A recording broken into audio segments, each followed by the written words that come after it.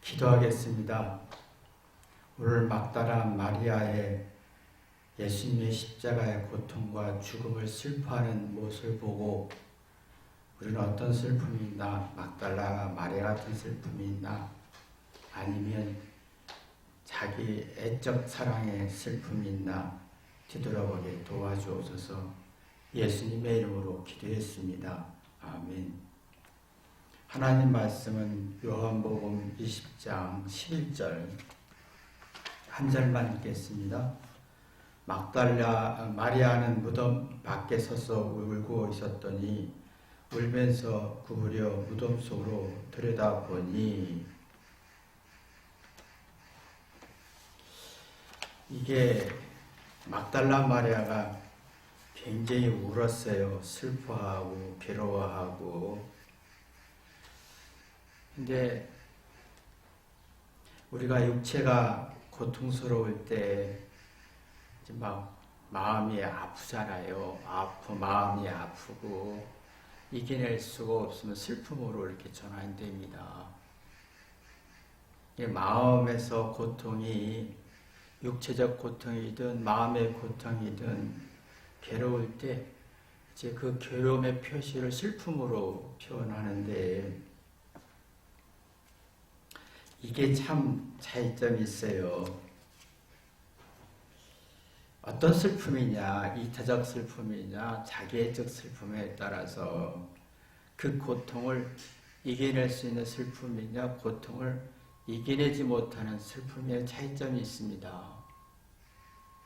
막달라 마리아는요, 자기의 고통을 괴로워서 슬퍼하기보다는 예수님의 고통을 가슴 아파하며 슬퍼했어요. 이걸 보고 이타적 슬픔이라고 하는데요. 근데 우리의 고통은, 우리의 슬픔은 내가 괴롭고 고통스럽고 억울하고 부족해서 마음에서 부정적인 성질로 슬퍼하는 슬픔인 거예요.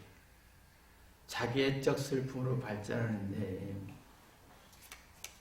대원이 이타적 슬픔보다는 자기애적 슬픔에 빠져서 정신적으로 나약해지고 심리적으로 위축되어 생각하고 이해하고 사색하는, 또 회개하는 걸 못하게 하는 성질을 갖습니다. 근데 막달라 마리아 같은, 내가 누구의 고통을 이해하고 마음으로 반응하면, 누구의 상대의 고통을 나의 고통으로 느껴지면 이제 회개하면서 생각하고 사색하고 뒤돌아보고 하는 원동력이 됩니다. 이게 이제 엄마가 자녀의 고통을 생각하면서 자기 고통을 이겨내는 것과 똑같은 거예요. 그러니까 엄마의 힘이라는 게 뭐냐면, 자녀의 고통을 헤아려서 살이 분별되면 지혜가 나오잖아요. 자녀가 이래서 원인을 찾게 돼요. 그러면 그 자녀의 고통이 지혜가 되고 내가 어떻게 자녀에게 대응할 것인가 현명해지지요. 그걸 보고 엄마의 힘이라고 해요. 엄마의 어떤 슬픔과 고통은 이타적 슬픔이죠. 근데 지금 엄마들이 그 힘이 없어졌어요. 자기 자녀가 자기에게 기쁨을 줘야 되고 행복을 줘야 되고 자존심을 세워줘야 되고 욕구를 채워줘야 하는 도구이기 때문에 엄마의 슬픔이 화와 분노의 슬픔으로 바뀌었어요. 이게 참 어떤 슬픔이냐에 따라서 막달라 마리아는 정말 하나님 예수님의 고통과 슬픔과 죽음과 외로움에 대한 슬퍼서 그 새벽을 이겨냈어요. 무서움을 이겨내서 무덤을 보고 있는 거예요. 이게 근데 이게 상대의 고통과 아픔을 막달라 말을 헤아린다면 이상하게 자기 고통과 아픔과 억울함을 풀어내는 능력이 생기면 이게 사랑인 거예요. 그러면 사랑은 자기 잘못과 부족함과 문제를 풀어내면서 사리 분별해서 지혜와 이게 슬기로 발전할 때 고통을 이겨내게 하는 에너지가 되지요. 근데 이게 이 에너지가 안 나와요, 지금은. 자꾸 우리가 보면 사랑이라는 게 자기애적 사랑이라 네가 나한테, 아내가 나한테, 남편이 나한테, 자녀가 나한테 내게 욕구를 들어주고 이해를 해주고 풀어줘야 돼. 그렇지 않으면 아마 내가 슬퍼. 자기애적 슬픔이 너무 강한 거예요. 그러면 이게 자기의 고통과 아픔을 이겨낼 힘이 없으니까 그냥 슬퍼서 사랑도 없고 고마움도 없고 미안함도 없고 회개도 없으니까 아플 때 조금이라도 어렵고 조금이라도 힘들면 그냥 슬픔이 깊어지는 거예요. 그냥 몸과 마음을 다 파괴시켜서 정신적으로 나약해지고 심리적으로 불안해지니까 이게 자꾸 정신적으로 그러니까 사람들이 이게 자꾸 네가 나를 더 사랑해줬더라면, 네가 나를 더 이해해줬더라면, 엄마가 나를 더 해줬더라면 그런 생각을 갖지요. 그러니까 상대의 고통과 아픔은 이해 못하고 자기 고통과 아픔이 굉장히 강해졌어요. 자기애적 슬픔이 너무 강해졌어요. 내가 힘든데 네가 이렇게 되는 거예요. 내가 힘든데 너는 맛있게 먹는구나. 나는 힘맛 없는데 너는 맛있게 좋니? 이렇게 시기 질투와 아주 투정이 생기는 거예요. 그러면 상대의 고통을 헤아릴 수 없고 자기 고통이 우선되면 자기 고통을 이겨낼 힘이 없어요. 그러면 슬픔에 슬픔으로 우울증이나 공황장애 같은 게 걸리는 거죠.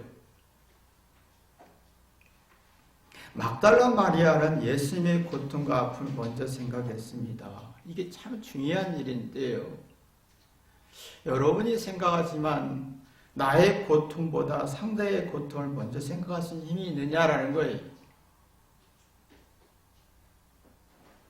이게 참 없어요. 내 고통이 우선이지 자녀의 고통을 이해하지 못해요. 내 고통이 우선이지 남편의 고통을 헤아릴 수가 없어요.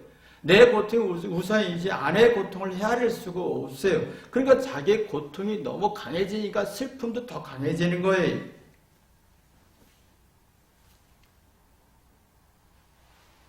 근데 막달라 마리아는 어떻게 이게 예수님의 고통을 헤아리는 이타적 슬픔이 빠졌을까? 지난 주일에 제가 그 얘기 했잖아요. 예수님도 고침을 받았기 때문에 그 사랑을 느꼈습니다. 고침을 받으면 이게 참 중요한 건데 여러분이 삶에서 고치고 개선해서 쓰는 능력이 거의 없어요. 그러면 내가 인생에 살아오면서 고쳐서 새롭게 쓰는 경험이 거의 없을 거예요. 이게 문제인 거예요.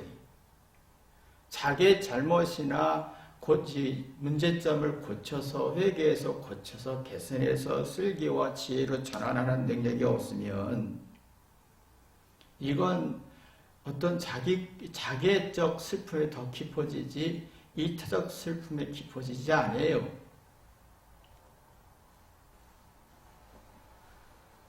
이 막달라 마리아는 자기 일곱 귀신의 정신적 불안에 의해서 예수님의 기적으로 고침을 받았어요. 근데 여러분은 지금 고침을 받으려고 하지 않잖아요. 고치려고 하면 기분 나쁘고 자존심 상하고 불쾌하고 못난 것 같고 열등한 것 같고 그게 쓸모없는 걸 계속 가지고 있으니까 사랑을 못 느끼는 거예요. 사랑을 못 느끼면 자기에게 어떤 상대의 고통을 헤아릴 힘이 없어요. 자신의 고통이 더 크지요. 그런데다가 지금은 다들 성공해야 돼, 우월해야 돼, 매력 있어야 돼, 기가 죽지 말아야 돼 라고 하지요. 자신의 우월함을 주장하지 절대로 자기의 잘못을 회개해서 고치려고 하지 않습니다. 긍정적인 인정을 받아야 돼, 부정적인 인정을 받지 말아야 돼. 그럼 회개하고 고치려는 것은 불가능하지요. 사랑도 안 되지요. 그러면 내 자신이 고통이 더 크게 느껴지고 상대의 고통을 느낄 수가 없어요.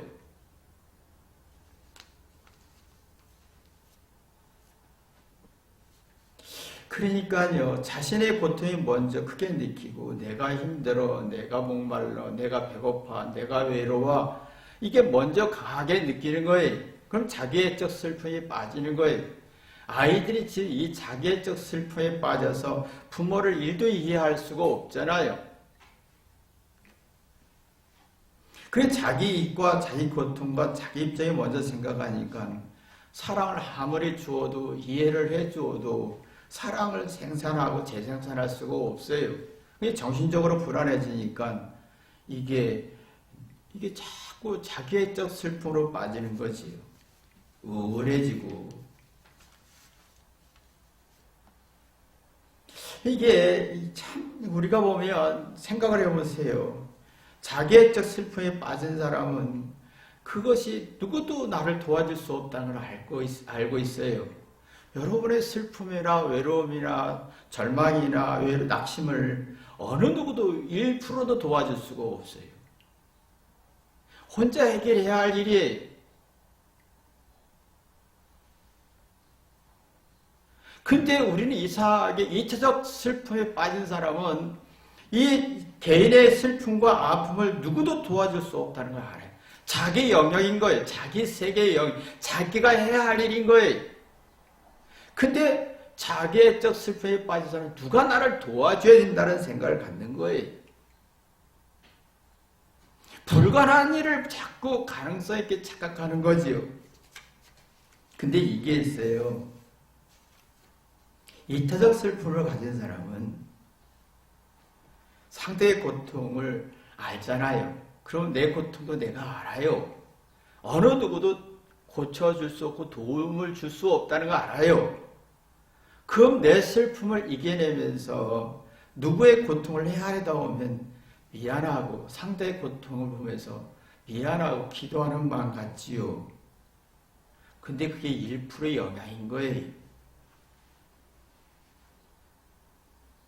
내 고통을 이겨내고 내가 이타적 사랑을, 슬픔을 가지고 있으면 자녀들은 그걸 가지고 1%의 영향을 받고 뭔가 그걸 재생산할 수 있는 에너지의 씨앗을 받는 거예요. 그러면 그 자기의 인생의 슬프고 외로움을 이겨내야 사랑을 느끼고 이타적 사랑으로, 이타적 슬픔으로 발전하는 거지. 근데 이 기능이 약하면 자꾸 자기애적 슬픔에서 엄마 나 슬퍼, 나 힘들어, 나 외로워, 나 고통스러워 라고만 하지만 이걸 뛰어넘을 힘이 없는 거예요.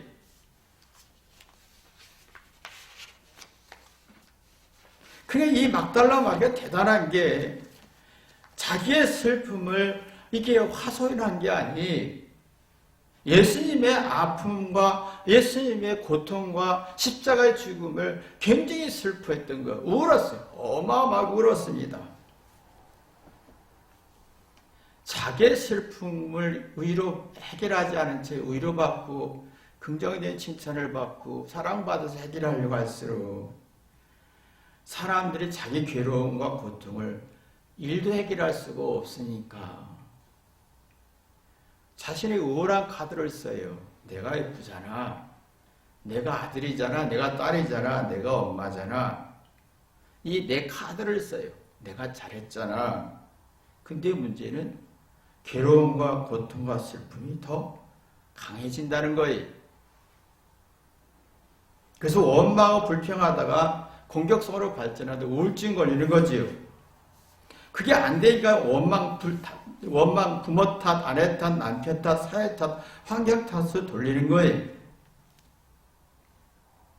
그때 인생에서 보니까 자신의 고통과 슬픔과 외로움을 누구도 나를 위로해 주지 않아요. 해결해 주지 않아요.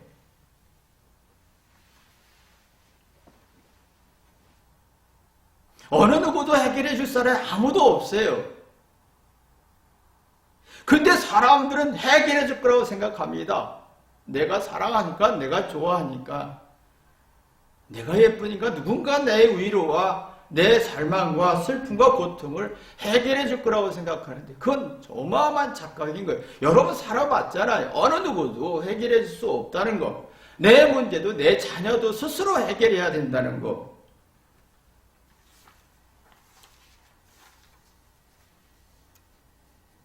그러면 이걸 어떻게 도와줘야 되냐는 거예요.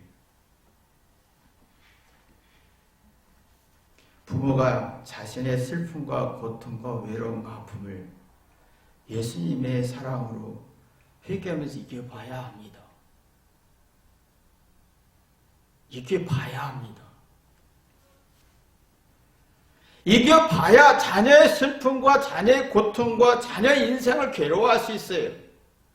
내 슬픔을 이겨내야 이 자기애적 사랑, 이 슬픔에서 이타적 슬픔으로 바뀌어 봐야 상대의 슬픔을 헤아릴 수가 있어요. 그러면 상대도 자녀도 그 1%의 영향을 받고 자기의 슬픔을 이겨낼 수가 있는 거예요. 근데 우리가 지금 1%의 영향을 주지 못하고 있다는 거예요.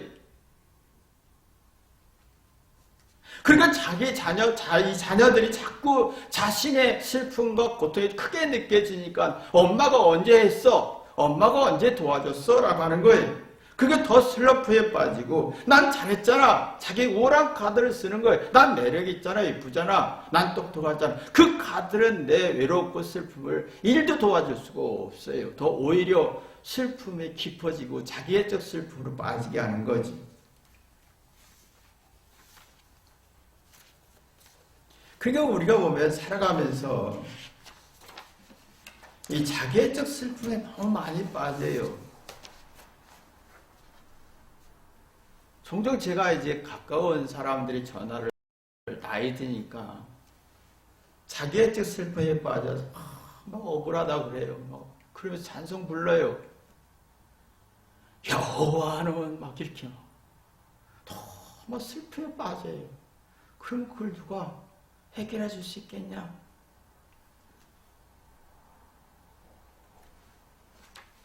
그리고 자기애적 슬픔이 막 감성적인 이성적이 떨어져요.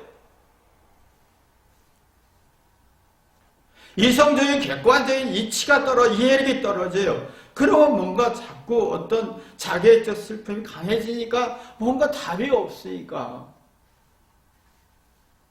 내 아내가, 내 교인이, 내 자식이, 내 가까운 사람이 나를 안 도와준다고 그래요. 어느 누구도 도와줄 수가 없어요. 이걸 인지를 해야 돼요. 내 외롭고 슬프고 고통스러운 건 어느 누구도 도와줄 수가 없어요. 그렇다면 내 자녀도 자녀의 고통과 아픔과 슬픔을 누구도 해줄 수 없다는 거예요. 그러니까 부모님이 자기애적 사랑이 강할수록 자녀에게 원하는 게 많아져요. 나 슬퍼, 나 외로워, 네가 공부 잘해서, 네가 똑똑해서, 네가 말을 잘 들어서 이건 다 자기애적 슬픔이에요. 자녀들은 그 자기의 고통과 아픔을 이겨낼 힘이 없어요. 근데 부모님들이 이타적 사랑과 슬픔으로 이겨내서 자녀에게 고통을 헤아리다 보면 이게 이성적 객관적 이치가 나오죠. 그러면 그 영향이 자녀에게 1%의 영향을 주고 자녀들은 그 1% 가지고 뭔가 풀어갈 수 있는 어떤 동기가 갖는 거예요. 부모의 고통을 자기가 부모의 고통을 이겨내면서 그러면 부모가 자녀의 고통을 헤아리다 보면 부모는 자신의 고통을 이겨내잖아요. 그러면 그 이겨낼수록 이성적인 객관적인 눈이 열리면 자녀가 부모를 바라볼 때 사랑을 느끼는 거예요. 그러면 자녀들은 이기려고 하지요. 자기 슬픔을, 외로움을, 절망을 이기려고 해요.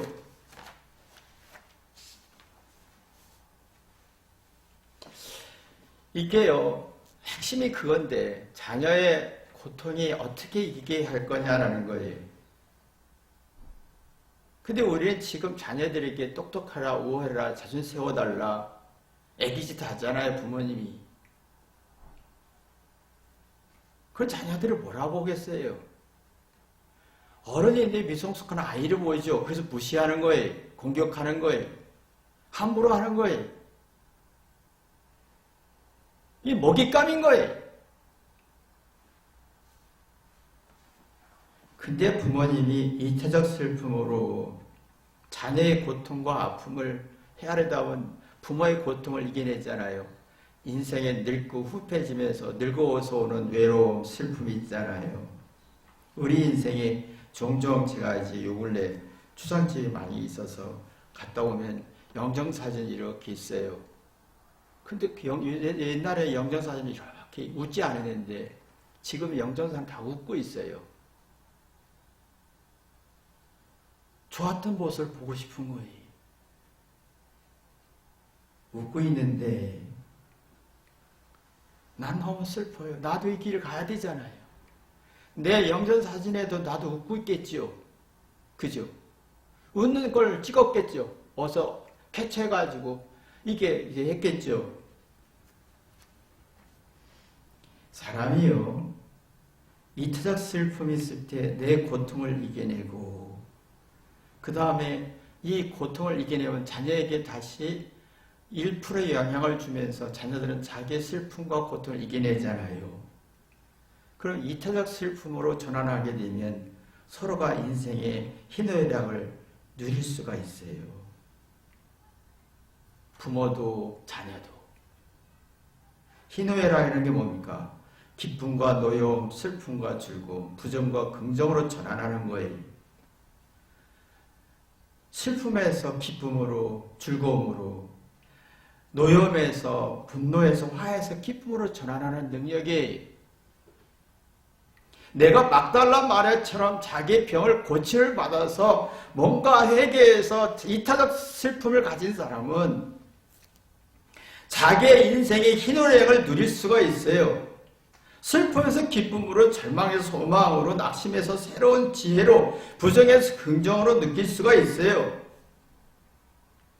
그러면 자녀의 인생의 슬픔과 고통을 헤아릴 수가 있죠. 자녀들은 자기의 절망과 낙심을 이겨내면서 가능성을 찾는 능력을 갖게 되는 거예요. 자기의 적 슬픔은 희노애락을 누릴 수가 없어요. 뭐만 누리느냐? 기쁨, 만족, 행복만 추구하려고 그래요. 자기 마음에 부정적이고 불안하고 스트레스 받는 건 싫어해요.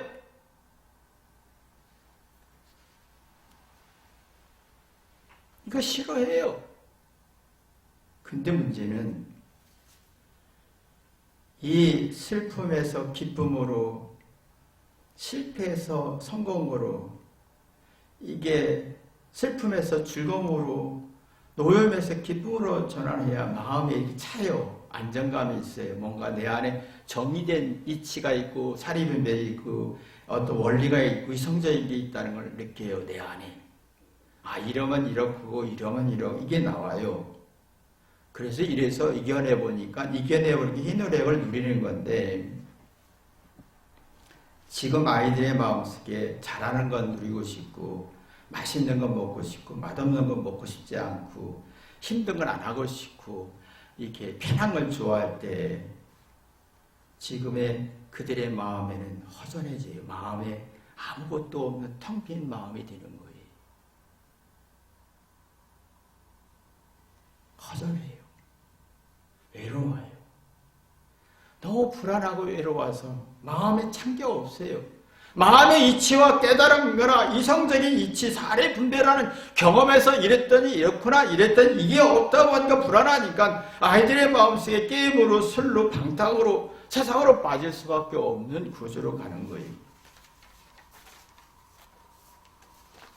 그러니까 이게 우리가 부모 마음속에 이타적 사랑이 나와야 되는데 이상하게 부모가 더 자기의 적 슬픔에서 막 아내가 나를 위로해 줘야 되고 남편이 나를 대접해 줘야 되고 뭐 이렇게 내 욕구를 드려지고 막 이렇게 자기의 적 내가 슬플 때 위로해 주고 눈치껏 해줘야 되고 그러면 내 마음속에 누릴 능력이 없고 마음에 허전하고 이치나 사회 분별이 없으니까 속이 허전해지고 외로워지고 그러니까 상대의 고통을 헤아리고 받아들일 용량이 없다는 거예요. 자기애적 슬픔에 빠져서 그럴 수 있어, 저럴 수 있어, 저럴 수 있어, 그럴 수 있어 라고 하지요. 그럼 마음의 풍성함이 없어지는 거예요. 미안함도 없고 고마움도 없고 없어요.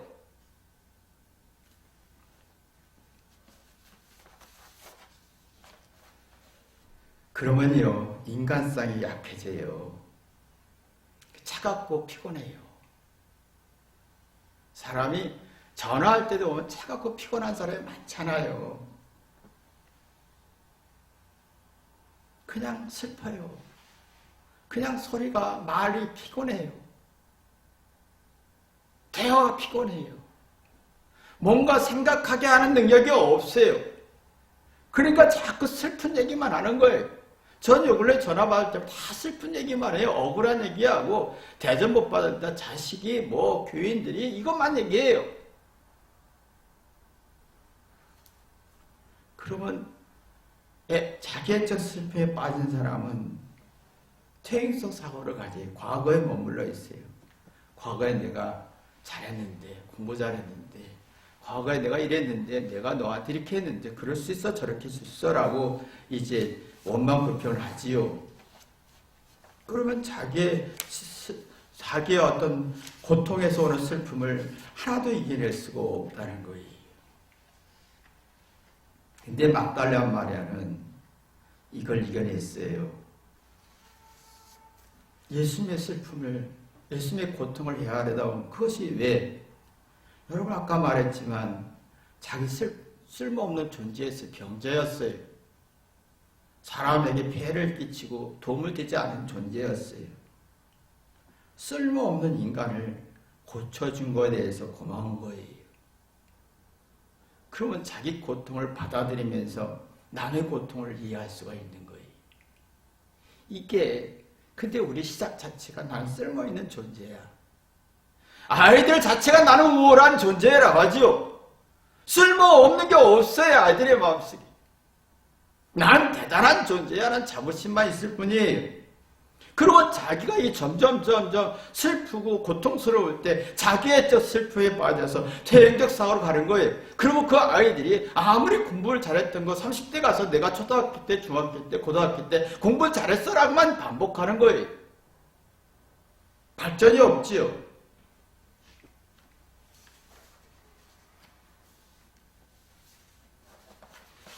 이게 우리가 지금 부모가 자녀들에게 자기애적 슬픔을 너무 강조하고 요구해요.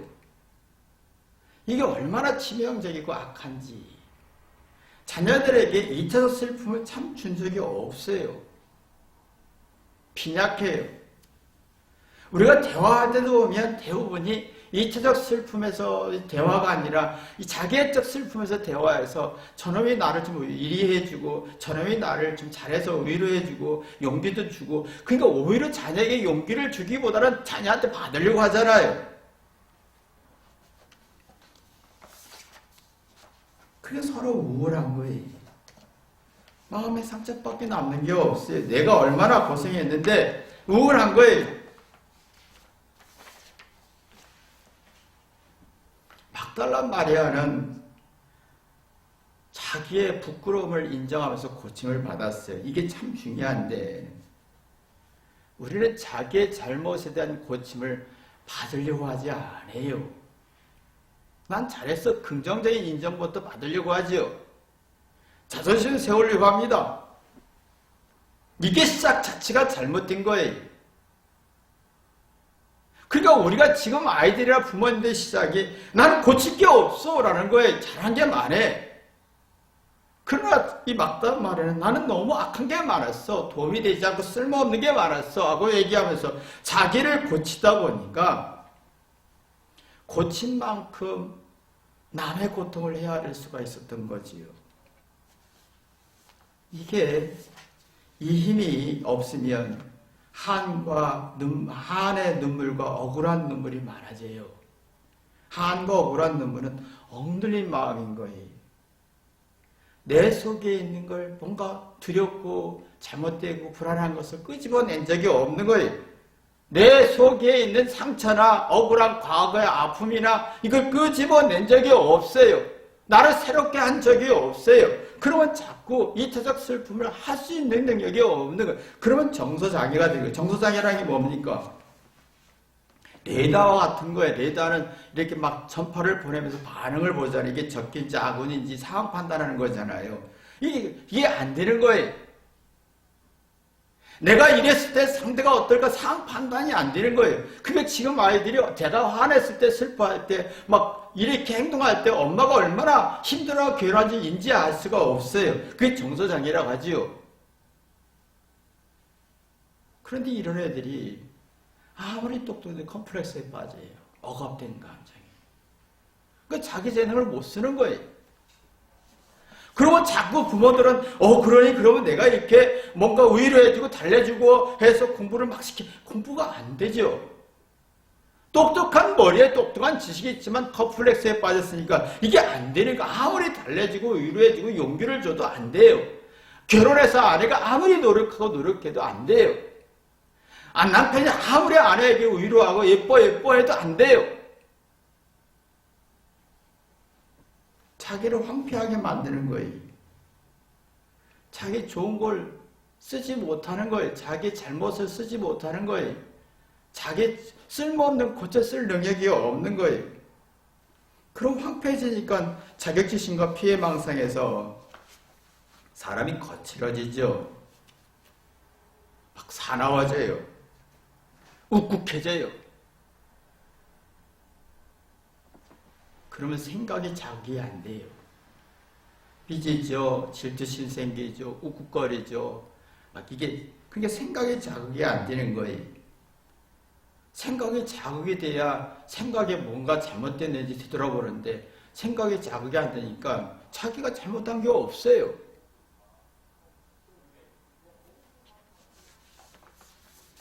근데 자기애적 슬픔에 빠지는 거예요. 근데 이렇게 울고 있는 이 마리아에게 천사가 13절에 이렇게 말합니다. 천사들이 가로되 여제 어찌 우느냐? 너 네 눈물에 네 슬픔에 자기의 적에 빠지지 말라 이거예요. 올바로 울어라 이거예요. 여자여 어찌 우느냐? 가로되 사람이 내게 내 주를 가져다가 어디 두었는지 내가 알지 못합니다 라고 했어요. 근데 천사의 핵심은 네가 그렇게 우르르 해결할 게 아니다 이거예요. 그냥 울고 자기애적 슬픔에 빠지면 정신 차려라. 지금 상황을 이성적으로 보는 게 필요하다라는 거예요.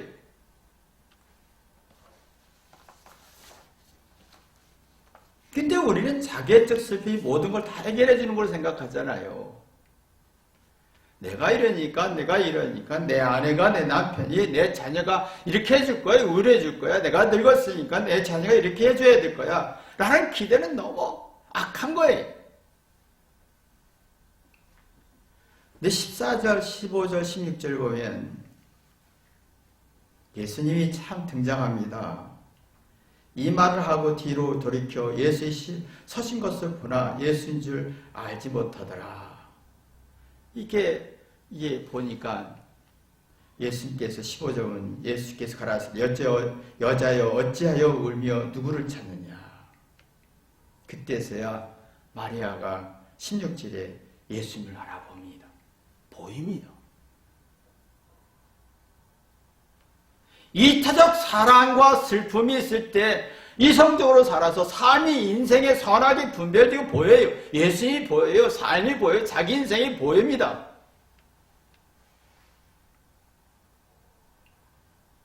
이게 볼 줄 알아야 돼요. 근데 보지 못하잖아요. 그냥 슬퍼에 빠져서 섭섭하다.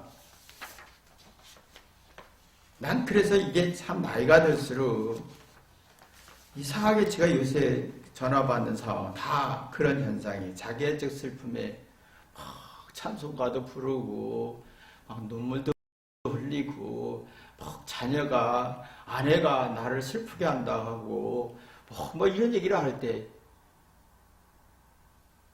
친한 친구가 너 미쳤니? 그래요. 미안하지도 않니? 아내한테 미안하지도 않고 자식한테 미안하지도 않냐? 그래요.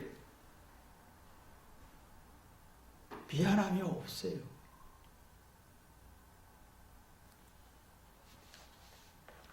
우리의 마음속에 이 자기애적 슬픔이 참 많아요. 이게 사랑이고 사랑을 받는 비결이고 인생에 사는 비결이라고 착각하는데 굉장히 위험한 사고죠. 여러분이 이타적 슬픔에 빠져서 이 막달라 마리아가 예수님이 보이고 만나듯이 어렵고 힘들 때 외로울 때 아내나 남편이나 자녀가 보이지 않고 예수님이 보이는 축복이 있기를 주님의 이름으로 기도합니다. 기도하겠습니다.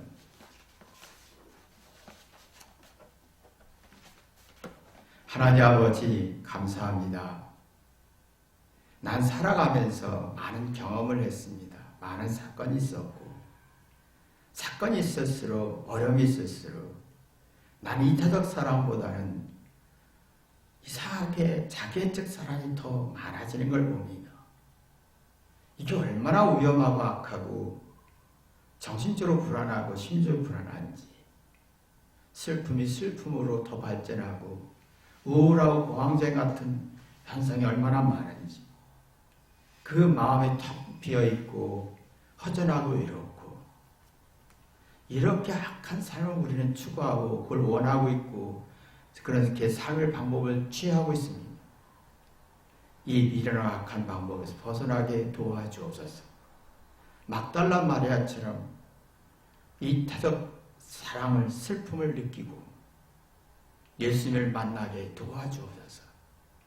우리가 힘들 때 외로울 때 절망했을 때 누구에게 의존하고 원하고 바라고 기대는 사라지고 내 육체가 은폐해지고 슬프고 절망적일 때 막달라 마리아가 예수님 만나듯이 나도 예수님 만나는 축복이 있게 도와주옵소서. 예수님의 이름으로 기도했습니다. 아멘.